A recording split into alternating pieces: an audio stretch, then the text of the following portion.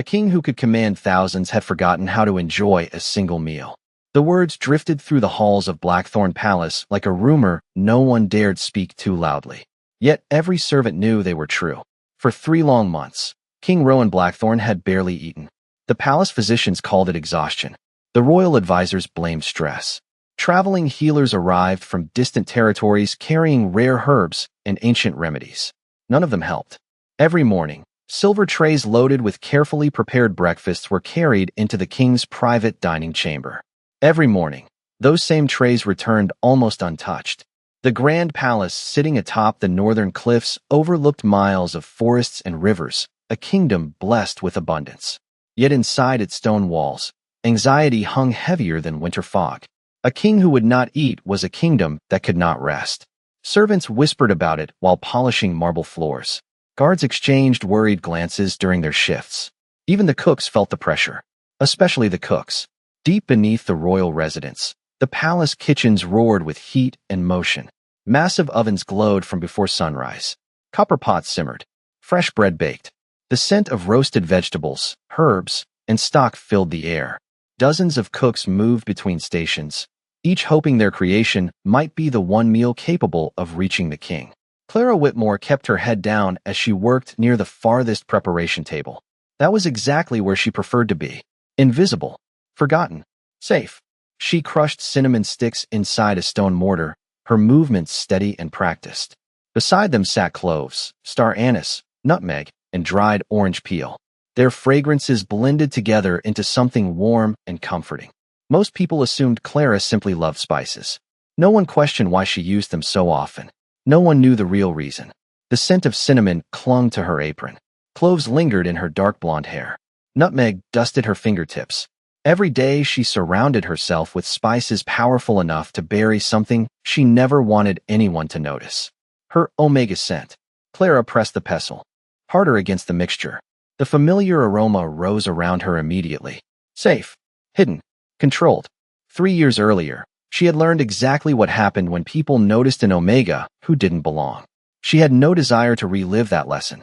Whitmore. The sharp voice snapped her from her thoughts. She looked up.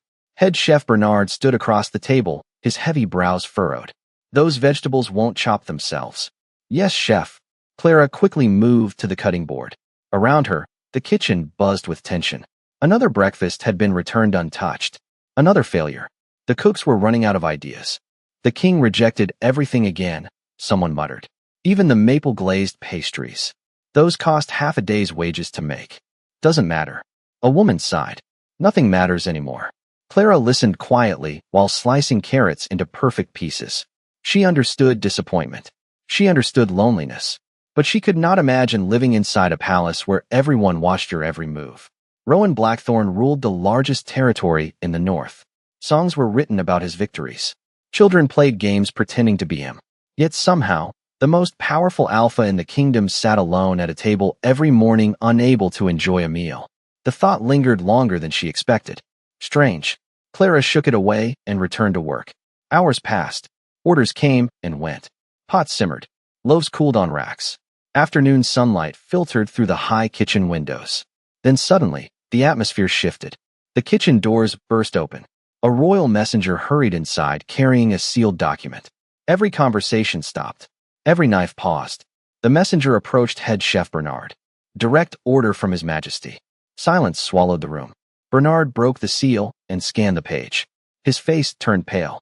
Well? Someone asked nervously. The chef swallowed. The king requests a completely new dinner menu tonight. Groans spread through the kitchen. Again, we already changed everything last week. What does he want? Bernard stared at the parchment. Something simple. The cooks exchanged confused looks. Simple. One repeated. That's all it says. Bernard nodded slowly. Something simple. Something honest. The room fell silent once more. No one understood what that meant. No one except Clara. Her gaze drifted toward the basket of vegetables sitting beside her station. Fresh onions, celery, potatoes, carrots. Ingredients her mother once used to make soup during cold winters. Nothing expensive, nothing elaborate, just food made with care. For the first time all day, Clara felt a strange pull inside her chest. A quiet feeling she couldn't explain. Across the kingdom, thousands feared disappointing the Alpha King. Yet somehow, standing among the noise and heat of the kitchen, Clara found herself wondering something entirely different. Not why the king refused to eat, but what kind of loneliness could make a man forget the taste of comfort. That evening, rain tapped softly against the palace windows as the royal kitchens raced against the clock. Every station worked with nervous energy. Head chef Bernard barked orders from one end of the room to the other, while assistants hurried between ovens and preparation tables carrying trays, bowls, and baskets. Nobody wanted to be responsible for another meal the king would refuse. Clara stood quietly at her station peeling potatoes. The conversation from earlier still lingered in her mind. Something simple. Something honest. Those words felt different from the complicated requests that usually came from the palace. Most nobles demanded extravagance. They wanted towering desserts, imported spices, and dishes decorated like works of art. Yet the king had asked for simplicity. It felt strangely personal, as if he was searching for something he had lost. Clara glanced toward a large stockpot simmering nearby. Vegetables floated gently beneath the surface. The rich scent reminded her of childhood winters in a small cottage far from the capital. Snow against the windows. Her mother humming softly while stirring soup over a fire. Warm bread cooling on the table. For a moment, she could almost hear that voice again. Then reality returned with the sound of a tray crashing somewhere across the kitchen. Clara quickly focused on her work. An hour later, chaos erupted near the main preparation counter. One of the senior cooks accidentally ruined the evening soup after oversalting an entire batch. Frustration spread through the kitchen immediately. They did not have enough time to start over properly. Head chef Bernard rubbed both hands across his face. "We need another soup. Fast." Several cooks exchanged worried looks. Nobody volunteered. Bernard's gaze swept across the room before landing unexpectedly on Clara. "Whitmore." She froze. "Yes, chef. You worked in tavern kitchens before coming here." "Yes, chef. Can you make soup?" Clara blinked. Of all the questions she expected, that was not one of them. "I can." "Then make one." The chef pointed toward the stockpot. "Simple. Honest. We have less than an hour." Clara's heart stumbled. Around her, several cooks looked skeptical. Nobody expected much from the quiet woman who spent most of her days chopping vegetables and cleaning stations. But Bernard had already moved on to solve another problem. Clara stared at the ingredients. Carrots, celery, potatoes, onion, fresh herbs. Nothing extraordinary.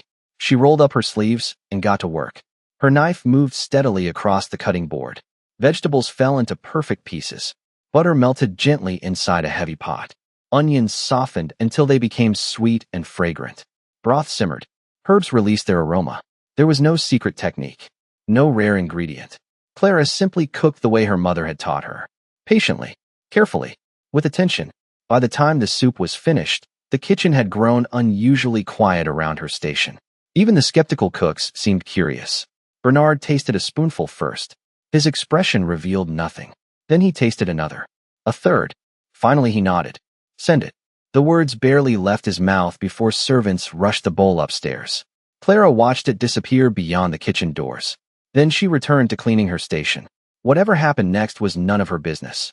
Several floors above, King Rowan Blackthorn sat alone at a long dining table illuminated by candlelight.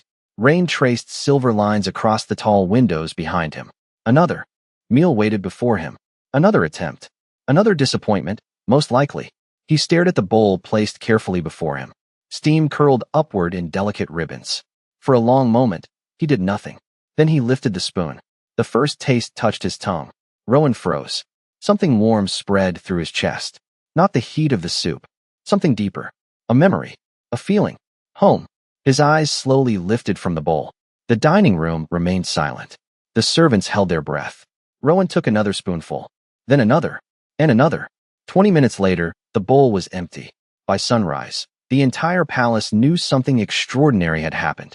For the first time in months, King Rowan Blackthorn had finished a meal. Servants carried the news through hallways lined with portraits of former rulers. Guards repeated it during changing shifts. Maids whispered about it while opening curtains and lighting fireplaces. The king had eaten every spoonful. In the royal council chamber, advisors exchanged relieved smiles. In the kitchens below, however, relief quickly transformed into panic. Head chef Bernard had barely stepped through the doors when a royal messenger appeared again. The young man carried another sealed order stamped with the king's crest.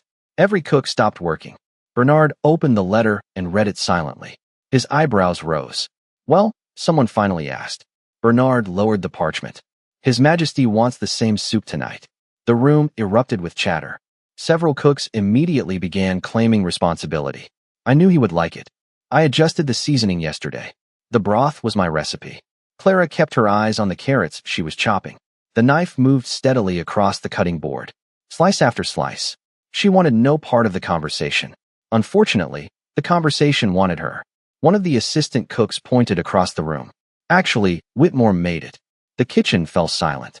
Clara's hands froze. Dozens of eyes turned toward her. Heat rushed into her cheeks. Only because the original batch was ruined, she said quietly. Bernard stared at her for several seconds. You made the entire thing?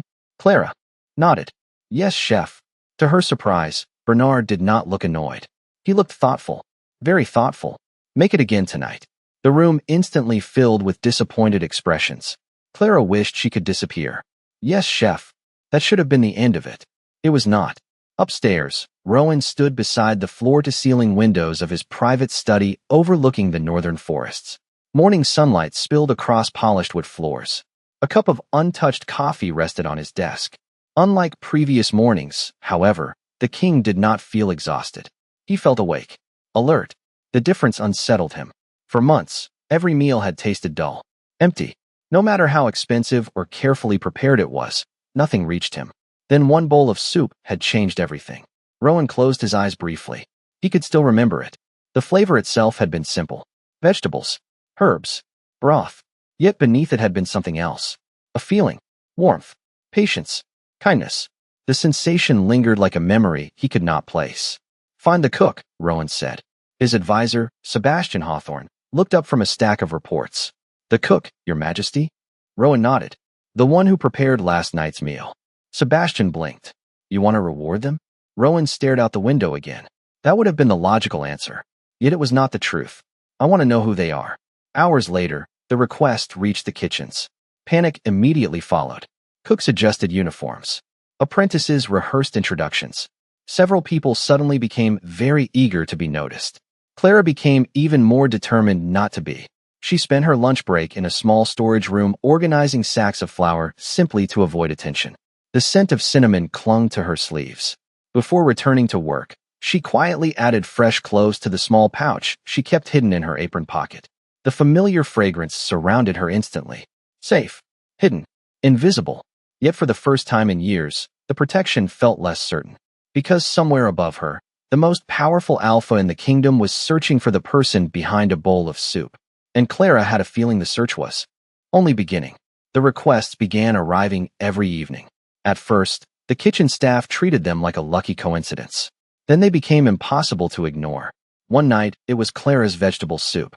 The next evening, the king requested the same cook prepare a roasted chicken dinner. 2 days later, he asked for fresh bread served alongside a simple stew. By the end of the week, an unspoken routine had formed inside the royal kitchens. Whenever a special order arrived from the palace, head chef Bernard quietly handed it to Clara. Nobody argued anymore. Nobody volunteered. The results spoke for themselves. Clara never asked questions. She simply cooked. Yet each request made her increasingly uneasy.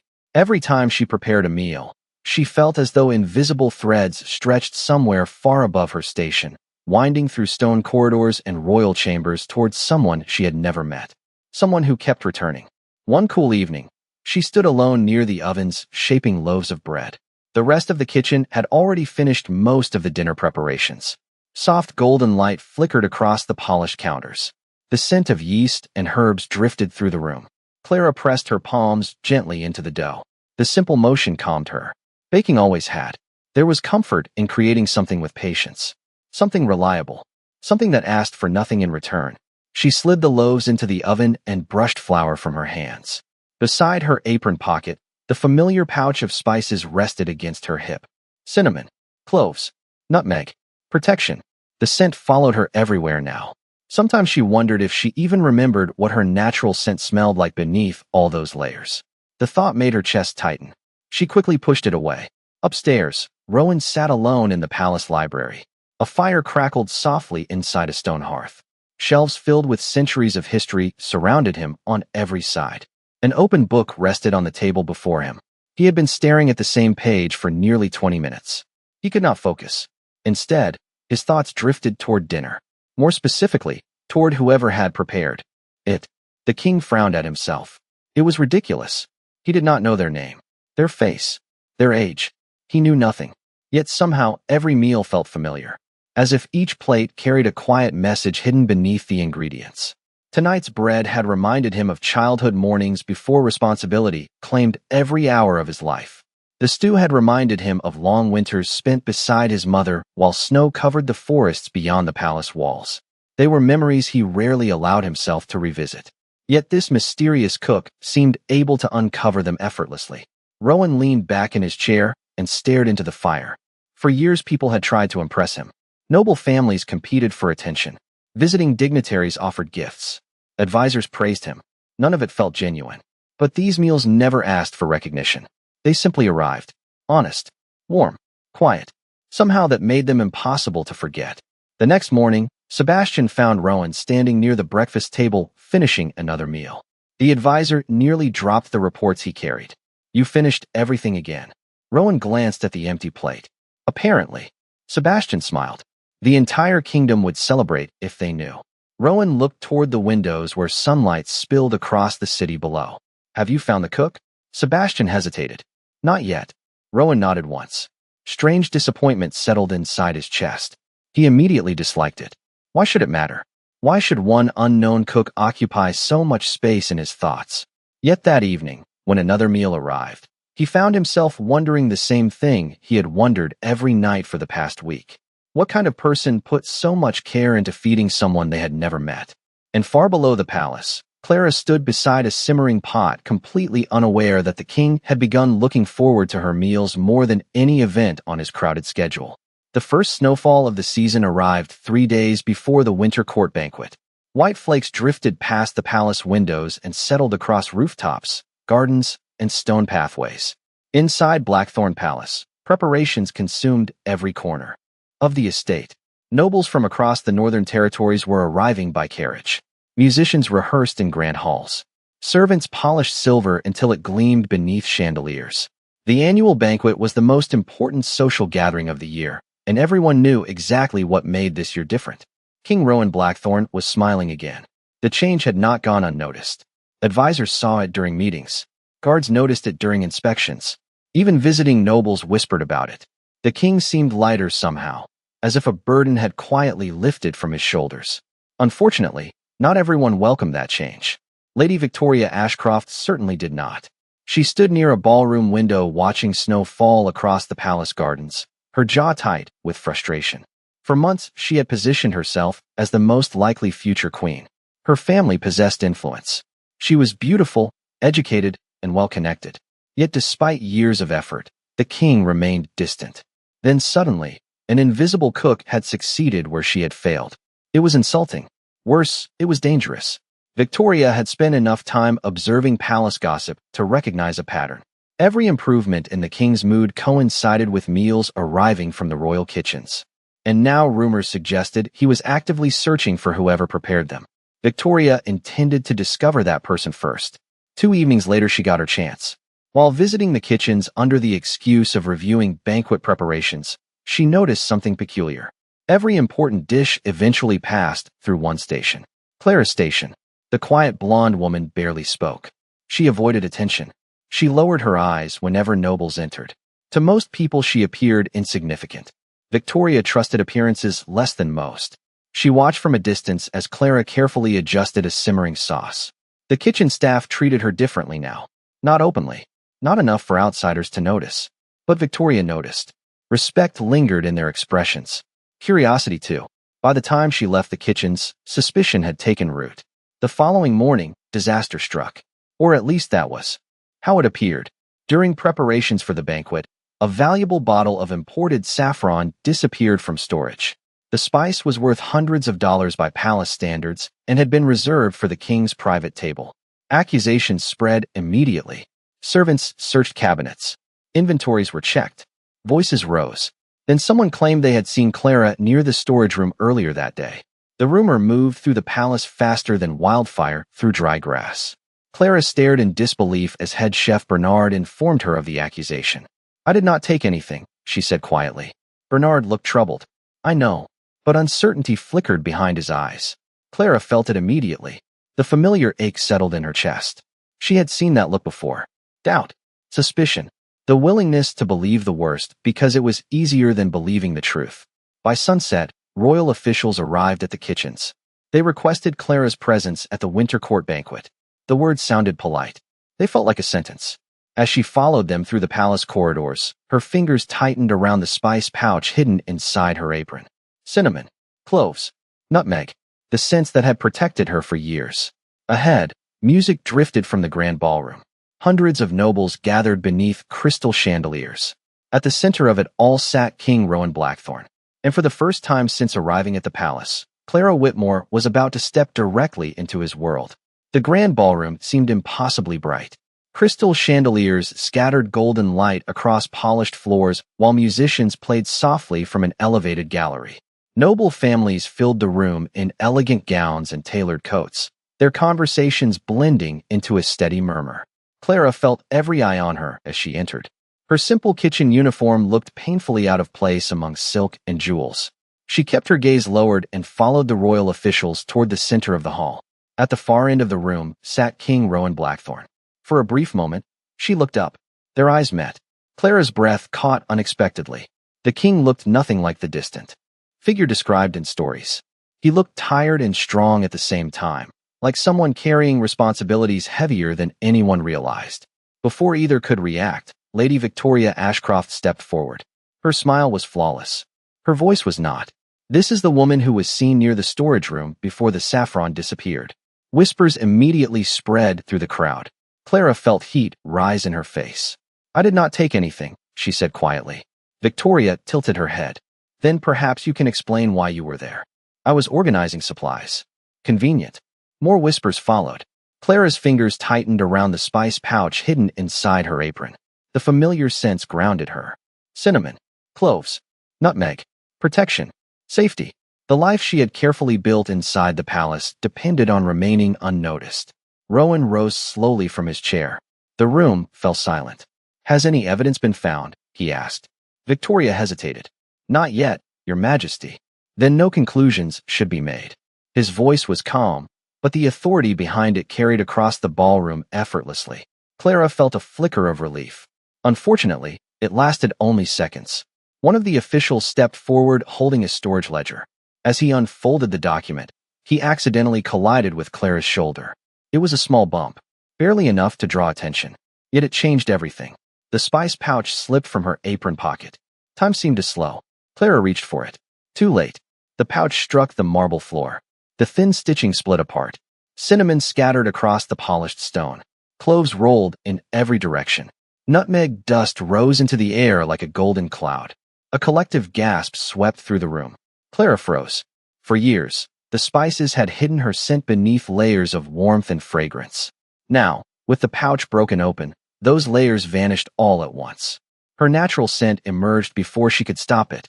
Soft, clean, familiar, like fresh bread cooling on a windowsill after a winter storm. Like wildflowers blooming after snow melted away. The ballroom fell completely silent. Several alphas turned instinctively toward her. Not because of dominance. Because the scent carried something impossible to ignore. Rowan stopped breathing for a moment. Every meal, every memory, every feeling he had experienced over the past weeks suddenly connected. The warmth in the soup, the comfort in the bread, the kindness hidden inside every dish. It all belonged to her. Clara's heart pounded. Panic threatened to overwhelm her. She stepped backward. One step, then another. The silence only deepened. Rowan descended the platform slowly, never taking his eyes off her. For the first time since this strange journey had begun, the mysterious cook and the king stood only a few feet apart. And in that moment, neither of them noticed the nobles, the accusations, or the missing saffron. They noticed only each other. For several endless seconds, nobody moved. Clara could hear only the sound of her own heartbeat. The shattered spices remained scattered across the marble floor. Cinnamon dust rested like gold powder beneath the chandeliers. Every layer of protection she had built over the last 3 years was gone. She wanted to disappear. Instead, She stood frozen beneath the attention of an entire ballroom. Rowan stopped a few feet away. The distance between them felt impossibly small. Up close, Clara could see faint shadows beneath his silver eyes. She could see the exhaustion that months of sleepless nights had left behind. More importantly, she could see recognition. Not the recognition of a king discovering an omega. The recognition of someone finally finding the answer to a question that had haunted him for weeks. "It was you," Rowan said quietly. Clara lowered her gaze immediately. "Your Majesty, I am sorry." Confusion flickered across his face. "Sorry." Her hands trembled. "I never intended for this to happen." Around them, nobles exchanged curious whispers. Some looked shocked. Others looked fascinated. Lady Victoria looked furious. Clara barely noticed any of them. Old memories had returned too quickly. She remembered another crowded room years earlier. Another gathering filled with watching eyes. Another moment when people learned exactly what she was. The memory still hurt. She had been 20 years old then. Young enough to believe kindness would be enough. Naive enough to trust promises. Her family had arranged a formal introduction with a respected alpha from a neighboring territory. Everyone expected a match. For weeks, she had allowed herself to hope. Then came the rejection. Not private. Not gentle. Public. Humiliating. The alpha had laughed when he discovered her scent. He had called her forgettable. Ordinary. Unworthy of attention. The room had laughed with him. Clara never forgot the sound. Afterward, she stopped trying to be noticed. She left home. She found work wherever she could. Eventually, she arrived at Blackthorn Palace. The spices came later. Cinnamon, cloves, nutmeg. They helped hide her scent. More importantly, they helped hide her fear. "Miss Whitmore." Rowan's voice pulled her back to the present. She looked up cautiously. The king's expression had softened. "Why did you hide?" Clara almost laughed. The answer seemed obvious. Because it was easier. Silence followed. Then an older noblewoman near the front stepped forward. "Your Majesty," she said carefully. Perhaps the young woman should explain why she concealed her identity inside the royal household. Clara felt dozens of eyes settle on her again. She swallowed hard. "I did not hide because I wished to deceive anyone." Her voice shook slightly. "I hid because I wanted peace." The ballroom grew quiet. Truly quiet. "I came here to cook," she continued. "Nothing more. I never expected anyone to notice me. I never wanted anyone to." Her gaze drifted briefly toward the broken spices. Being invisible felt safer. Something changed in Rowan's expression then. Not pity. Understanding. For the first time, he realized that every meal she prepared carried pieces of herself. The patience, the warmth, the comfort. None of it came from someone seeking attention. It came from someone who had spent years believing she deserved none. Across the room, another royal official suddenly hurried through the crowd carrying a small wooden box. He approached the king and bowed quickly. "Your Majesty, we found the missing saffron." A murmur swept through the ballroom. The official opened the box. Inside rested the stolen spice. It was discovered among Lady Victoria Ashcroft's personal supplies. The room exploded with whispers. Clara stared in disbelief. Victoria's face drained of color. And for the first time that evening, every eye in the ballroom turned away from Clara and toward the person who had truly created the scandal. The ballroom remained frozen in stunned silence. Lady Victoria opened her mouth as if searching for an explanation, but none came. The evidence resting inside the wooden box spoke for itself. Conversations erupted around the room. Nobles exchanged shocked glances. Advisors whispered behind raised hands. Yet Rowan barely heard any of it. His attention remained fixed on Clara.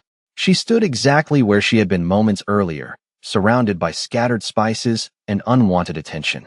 Even after her name had been cleared, she looked ready to apologize for taking up space. The realization tightened something inside his chest. For years, people had approached him seeking power, influence, or favor. Clara had wanted none of those things. She had only wanted to cook. Slowly, Rowan crossed the remaining distance between them. Every eye in the ballroom followed his movement. Clara noticed it too. Her pulse quickened. Instinct told her to step back. Instead, she remained still. "Miss Whitmore," Rowan said softly. The title sounded strange coming from him. Respectful. Genuine. Clara looked up. "Your Majesty. Look at me." She hesitated before obeying. The moment their eyes met, the noise around them seemed to fade. Rowan saw uncertainty there. Fear. Years of disappointment carefully hidden behind quiet strength. He understood more than she realized. He knew what it felt like to carry expectations until they became chains. He knew loneliness. He knew exhaustion. Somehow, through simple meals and quiet acts of kindness, Clara had reached parts of him no advisor, noble, or healer ever had. I spent weeks searching for the person behind those meals, he said. Do you know why? Clara shook her head. Because every plate reminded me that goodness still existed. The room grew quieter. Every meal felt honest. Every meal felt like home. Clara felt tears threaten to form. She blinked them away immediately. Rowan continued. I thought I was searching for a cook.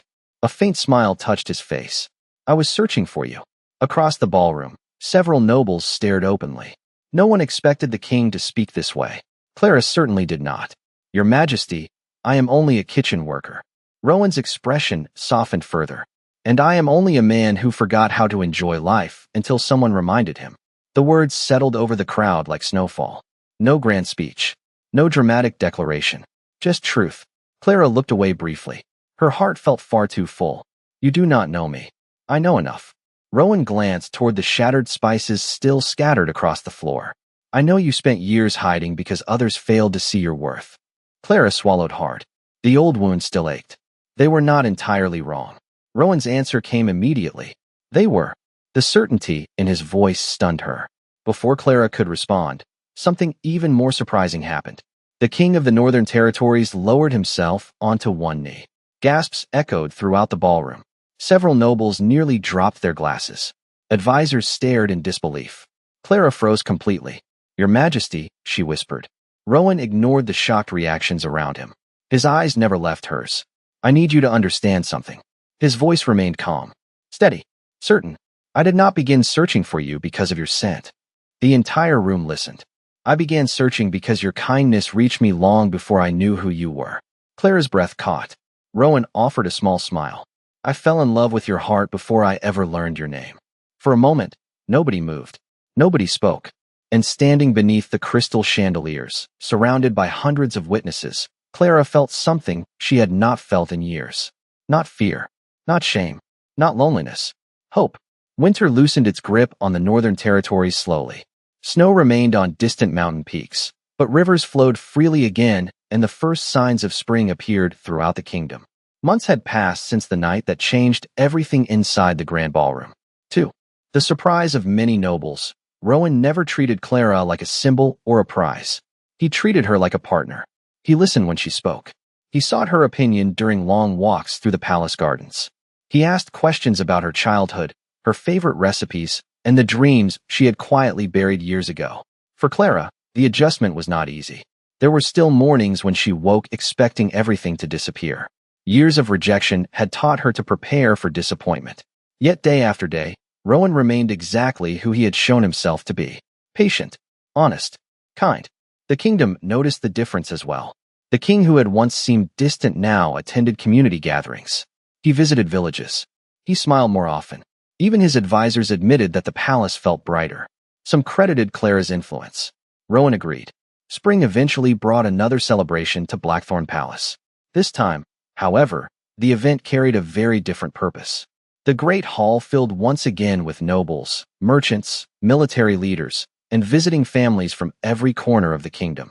Crystal chandeliers illuminated hundreds of smiling faces.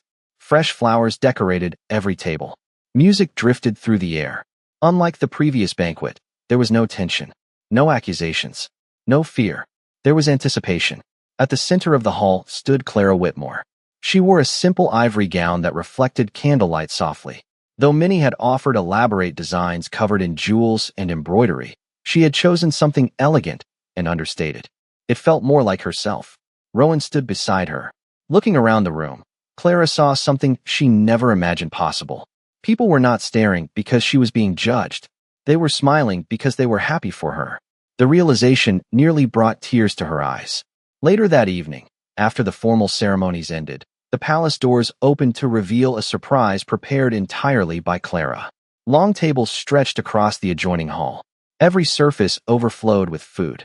Fresh bread, roasted vegetables, soups, stews, fruit pies, cakes, family recipes collected from villages across the kingdom.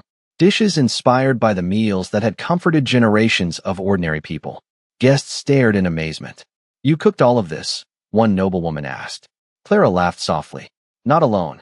She gestured toward dozens of palace cooks standing proudly nearby. Head chef Bernard stood among them, looking more emotional than he would ever admit. We all did. The feast became the highlight of the celebration. Nobles sat beside farmers. Advisors shared tables with soldiers. Everyone ate together. Everyone laughed together. It felt less like a royal event and more like a family gathering. As the evening continued, Rowan rose from his seat holding a glass. Gradually, conversations quieted. Hundreds of eyes turned toward him. Clara felt her heart flutter. The king smiled before speaking. For many years, I believed strength meant carrying every burden alone. Silence filled the room. I believed leadership required distance. I believed responsibility demanded sacrifice. His gaze found Clara immediately. Then someone reminded me that even a king needs kindness. Clara lowered her eyes, overwhelmed. Rowan continued. The greatest thing I have ever received was not wealth, power, or victory. He paused briefly. It was a simple meal prepared by someone who expected nothing in return. Many guests smiled knowingly. Rowan lifted his glass slightly higher. The greatest thing I ever tasted was not food. It was the heart of the woman who made it. Applause erupted throughout the hall. Clara laughed through tears she no longer bothered hiding. Later that night, after the celebration ended and the palace finally grew quiet, Clara found herself standing in the royal kitchen. Old habits were difficult to break. A small pot simmered gently on the stove. Rowan entered a few moments later and immediately smiled. I thought I might find you here. Clara stirred the soup and laughed softly. Some things never change. The familiar aroma filled the room. Simple vegetables, fresh herbs, warm broth, the same meal that had started everything. Rowan accepted the bowl she offered him and took a careful taste. The flavor was exactly as he remembered. Comfort, home, hope. He looked at Clara standing beside him beneath the warm kitchen lights. No crown, no ceremony, no audience. Just the woman who had changed his life. Outside, spring rain tapped softly against the palace windows. Inside, the kitchen glowed with warmth. Clara slipped her hand into Rowan's. He held it gently. Neither spoke for several moments. They did not need to. Some stories ended with grand declarations. Theirs ended with something simpler. A shared meal. A quiet kitchen. Two hearts finally at peace. And for the first time in many years, neither of them felt alone.